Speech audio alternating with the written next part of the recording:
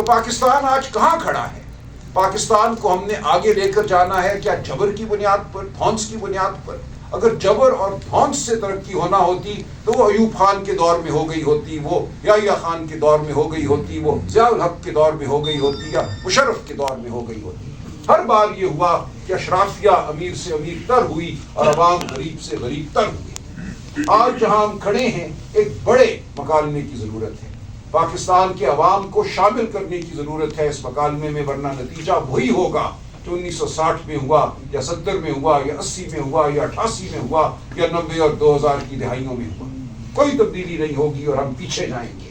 آج ایسا حملہ کیا گیا ہے اس ملک میں آئین اور قانون پر جس کی مثال کسی مارشل لا کے بدترین دور میں بھی نہیں ملتی۔ جس طرح عدلیہ کو سرنگوں کیا گیا ہے، جس طرح ججوں کے اوپر تلوار لٹکائی گئی ہے، اس کے ساتھ کیا ہو رہا ہے؟ یہ کسی کے ساتھ بھی ہو سکتا ہے۔ یہ پورے معاشرے کو اشارہ ہے کہ تم سب محکوم ہو، تمہاری زبان ہمارے قابو میں ہے، تمہارا ذہن ہمارے قابو میں ہے۔ اگر اپنے ذہن کو آواز دو گے اپنی زبان کے ذریعے تو ہم تمہیں پکڑ لیں گے اور ایک کال کوٹری میں ڈالیں گے۔ کیا پاکستان اس لیے بنا تھا؟ کیا یہ تھا علامہ اقبال کا خواب؟ کیا یہ تھا قائد اعظم کا نظریہ؟ قائد اعظم کی 20 تقاریر ہیں۔ آج ہم جناح ہاؤس کی تعظیم کے لیے کھڑے ہوتے ہیں، کیا اس جناح کی کسی تقریر کو ہم نے یاد رکھا؟ بارہا قائد اعظم نے یہ کہا جب وہ ہمارے عسکری اداروں کا دورہ کرتے تھے، کیا آپ اپنے حرف کے تحت پابند ہیں؟ کیا آپ سیاست میں حصہ نہیں لیں گے؟ آپ جمہوریت کی آواز کو سنیں گے؟ آپ جمہوریت کے تابع رہیں گے؟ بار بار قائد اعظم نے یہ کہا اپنی مختصر زندگی میں جو قیام پاکستان کے بعد ان کو نصیب ہوئی۔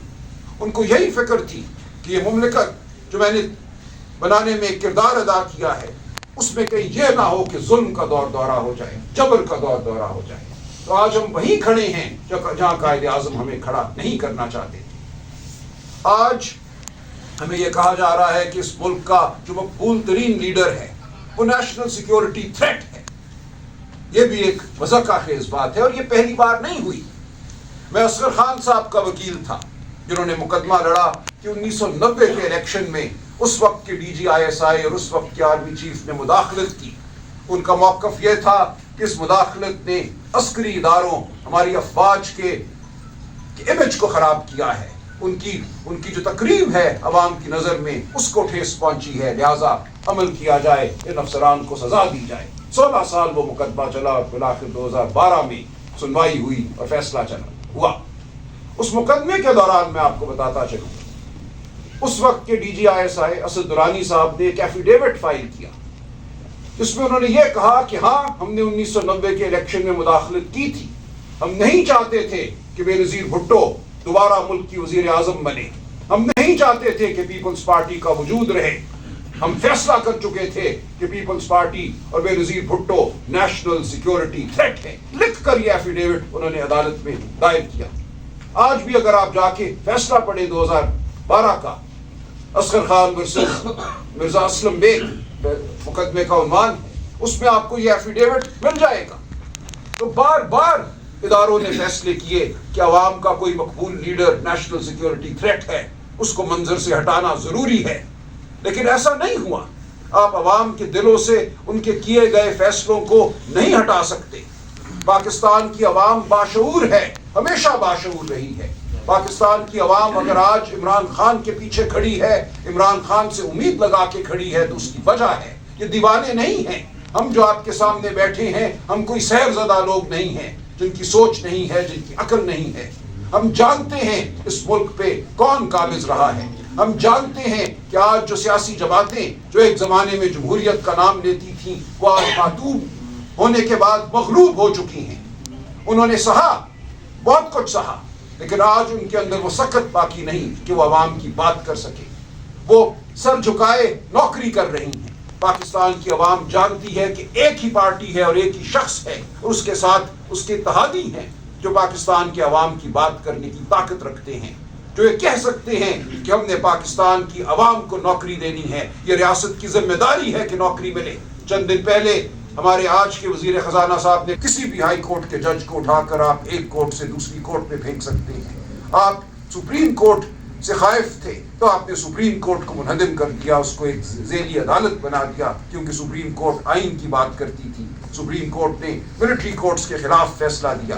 सुप्रीम कोर्ट ने कहा कि एक बूट में बैठा अफसर सिविलियन की ट्रायल नहीं कर सकता, उसको सजा नहीं दे सकता। कि पूरी दुनिया का मुत्तफ़िक़ा फैसला है। पाकिस्तान आज वाहिद मुल्क है जहाँ एक आइन है जो अदलिया की बात करता है, इंसानी हुकूक की बात करता है, जिसमें सिविलियन का ट्रायल फौजी अदालतें कर सकती है। कोई और मुल्क ऐसा नहीं करता। अफ्रीका का कोई मुल्क ऐसा नहीं करता। लातीनी अमेरिका का कोई मुल्क ये नहीं करता। उन मुल्कों में भी शोरिश है, उन मुल्कों में भी दहशतगर्दी है, लेकिन कुछ उसूल हैं जो पूरी दुनिया ने अपना लिए हैं। पाकिस्तान आज पूरी दुनिया से पीछे खड़ा है। जब हमारे सुप्रीम कोर्ट ने कहा आप ये नहीं कर सकते, आपका आइन तो हुर्मत इंसान की बात करता है, आपका आइन एक आज़ाद अदलिया की बात करता है, कैसे एक अफसर आज़ाद अदलिया का नेमुल बदल हो सकता है? वो एक मातहत अफसर है। जब उसके बाला अफसर कह चुके कि इनको सजा देनी है तो उसकी क्या मजाल कि वो इनको सजा ना दे। हम सुप्रीम कोर्ट गए ये कहने कि 8 फरवरी 2024 को पाकिस्तान की आवाम ने वोट डाला था, पीटीआई के लिए वोट डाला था, इमरान खान के लिए वोट डाला था। उस वोट के तकद्दुस का कुछ तो ख्याल करो। हमसे 100 सीटें छीन ली गई, लेकिन जो छोड़ी हैं उनके तनासब से हमें रिजर्व सीट्स ख्वातीन की और अक़लियतों की, गैर मुस्लिम दोस्तों की तो दो, और सुप्रीम कोर्ट ने वो नशस्तें हमें दी। उसकी पादाश में सुप्रीम कोर्ट को एक ज़ेली अदालत बना दिया गया। 26वीं तरमीम आई, फिर 27वीं तरमीम आई। आज इस मुल्क में एक जुबाबंदी का आलम है। आप में से कोई भी खुल के बात नहीं कर सकता। बात करेगा तो पीका के कवानीन हैं, GITs बनेगी, आपको 10 साल सजा हो जाएगी। आज ईमान हाजिर मजारी और हादी उनके अली उनके मियाँ हमारे सामने एक मिसाल है। वो वकला हैं जो हक की बात करते हैं, जो मजलूम के साथ खड़े होते हैं, उनकी गुफ्तगू सुनी। उन्होंने कहा कि इनेविटेबल है, ये नागुज़ीर है, उलमा आएगा जब हमें इन दोनों में से एक का इंतखाब करना होगा। इस वक्त हमारी पॉलिसी ये है कि हम उस लम्हे को मौखर कर रहे हैं। हम चाहते हैं कि वो लम्हा ना आए, उसको जितना हम दूर कर सकते हैं हम करते रहें। ठीक है, ये पॉलिसी ठीक है, हमें इस पर गामजन रहना चाहिए। लेकिन इस तमाम पॉलिसी के पीछे क्या आवाम की ताईद है? क्या आवाम को पता है उनके साथ क्या हो रहा है? अगर उनके सूबे में कत्ल गारत होती है, उनके सूबे में ड्रोन हमले होते हैं, शादियों में वलीमों में लोग मारे जाते हैं, जहाँ बहक होते हैं, शहीद होते हैं, अगर उनके सूबे में मादनियात के हवाले से कोई मायदे होते हैं, तो ये किस निज़ाम का हिस्सा है? इसी तरह माशी तरक्की के मुख्तलिफ मॉडल जो हैं इस मुल्क में अपनाए गए और दुनिया पूरी में अपनाए गए। एक मॉडल ये था कि जो मार्केट है उसको बिल्कुल खुला छोड़ दो।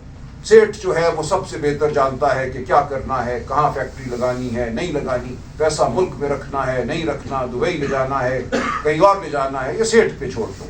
रियासत को बिल्कुल पीछे हट जाना चाहिए। ये एक नज़रिया रहा है और आज शायद इसी नज़रिए का मैं समझता हूँ दौरा है पाकिस्तान के अंदर भी।